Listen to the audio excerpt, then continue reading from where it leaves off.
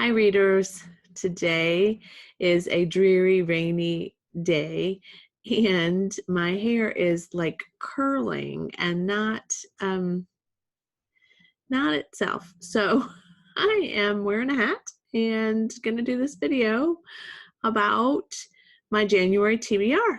I am aware that it is January 10th, and I am already finished with one of the books on my TBR. Actually, I'm finished with two of the books on my TBR. I finished one last night. But I'm going to talk to you about what was on my TBR when I created it earlier this month. I had a lot of videos to film and to get posted, and I didn't want two in a day, so I've just kind of tried to space them out, and that's the way this has been shaking out. Let's get started. So for January, I wanted to continue to read The Dutch House by Ann Patchett. I put this was on my Advent book exchange project, so that fulfills my goal of reading through those this year. And I put this kind of at the top of the list because Ann Patchett is one of my favorite authors, and I was really anticipating reading this book. I've discovered since reading the hard copy that Tom Hanks reads the audio or narrates the audio version. I can't imagine how great that sounds, so I might be picking up both. I do plan to reread this. I loved it. So I did start it at the end of December, but I finished it, I think, last Sunday. And I'm so happy that I put it on my January TBR. I'm so happy that I got it read, and I'm so happy that Ann Patchett created this beautiful piece. If you want to see my full review, go to my Goodreads page. You'll see it there, but I gave it 5 stars. I've mentioned it before, but this follows a Conroy family who purchases a home called the Dutch House from the owners who had kind of fallen on hard times. It was a very grand and magical kind of house for some people, but Cyril Conroy's wife did not like the house, and some choices were made by her that impacted their lives forever. It's narrated by Danny Conroy, and it's a love story around the relationship with his sister, and a story about redemption and family history and friendship and difficulty. And I just can't tell you how much I love this book. So that was on my January TBR, and it was the first book I finished.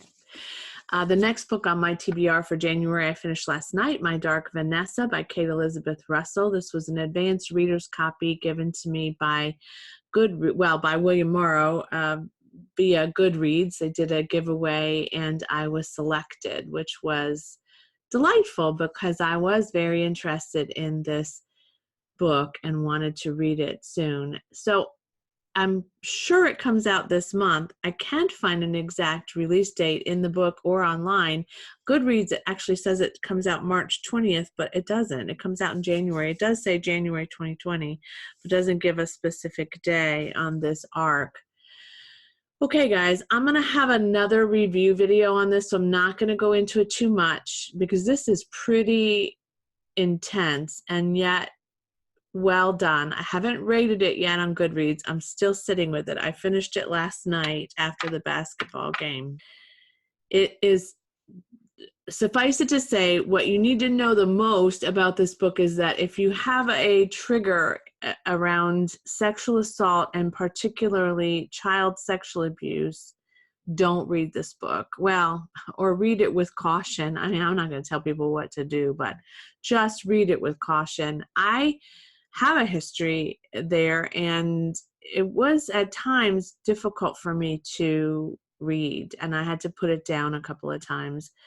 I did read it fairly quickly. It's a very quick read, but it follows a girl named Vanessa who is in an English literature class in a boarding school that her parents have sent her to at her request, and she meets a professor, Jacob Strain, and they engage in a relationship that is oh so challenging to read about at times, but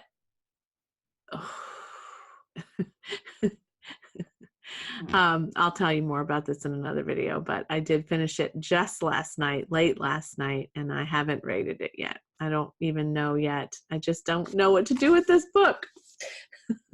And I recommend it. So let's just be clear. It wasn't a horrible read. I'm just not quite sure where I'm at with it now. And that fulfills my goal of keeping up with my advanced readers copies. So this year I want to just be more diligent about that. The next book I intend to pick up is The Grantchester Mysteries by James Runcie. I talked about this because I chose it from my January 2019 book haul. So I have a goal of choosing one of those books each month so that I can keep up with that haul of books that came in last year. This is a murder mystery set in a small town in England. The vicar is, Sydney Chambers is the detective, and I have been wanting to pick these up and just didn't get to it and didn't make it a priority. But this month it was the winner of that list. And at least one of you said that you would have chosen it too. So that made me feel good. Then I have been thinking about my currently reading list on Goodreads. And I talked about that last year and wanted to kind of get that taken care of, and I didn't do a very good job of that either, although it wasn't a written out intentional goal. But We Were the Lucky Ones has been in my currently reading shelf for a while. I am still only about halfway through. I'm not sure what it is about this novel that is a struggle for me. It's got great reviews. It was a staff pick at my bookstore. It is World War II historical fiction. I've said this before. I don't know why I am slogging through this novel, but I was in a reading slump, so let's just say that might have been part of it, and let's just assume that since I've already finished 2 books in 9 days, that I'm back on track and that it's time to kind of get through this. And I do have this physical copy as well as access to the audio copy through Scribd, I think. So I can do a combination of both. I could probably pick it up on ebook from my library too. It's pretty readily available. I would love to finish that this month if I can, and I don't have much more to read. The Better Liar by Tannen Jones is also an ARC that I received, and I think it comes out this month too. And I started it last month on ebook while I was away and traveling on the plane, and I'm not too far into it, but I'm not I'm not unhappy with it. So I'm gonna keep reading it. It's a story of a woman whose sister dies at the opening of the novel, and for reasons I won't spoil. I don't like to spoil a whole lot, especially about, I think it's considered psychological thriller. She needs her sister to be alive, and so she crafts a plan to impersonate her sister so that she can benefit from her being alive rather than dead. I think it's going to be good.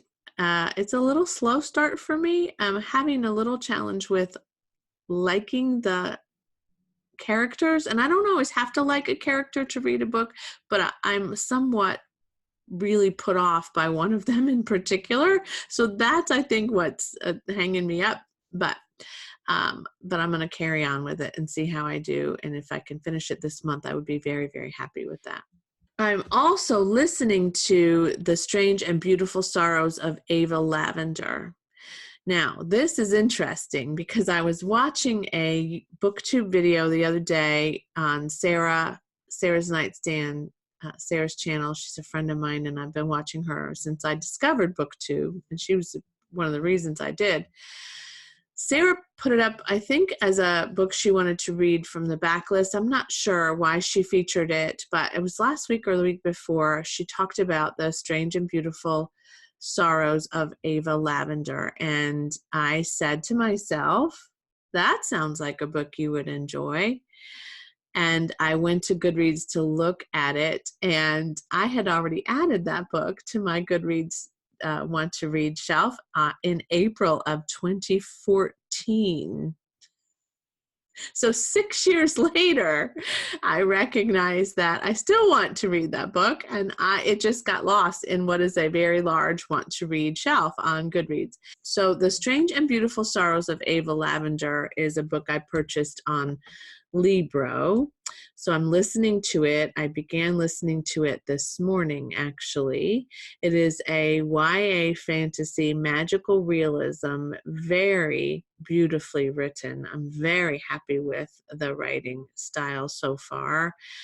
Very lyrical, very beautifully crafted sentences and nice storytelling. It's a good pace so far. I like the characters, the main characters, and I'm pretty convinced that I'm going to finish that this month. I'm about 21% in just from my drive this morning because I had to go get blood work this morning. The next one on my list is a mindfulness spiritual read, and this is Wherever You Go, There You Are by Jon Kabat-Zinn.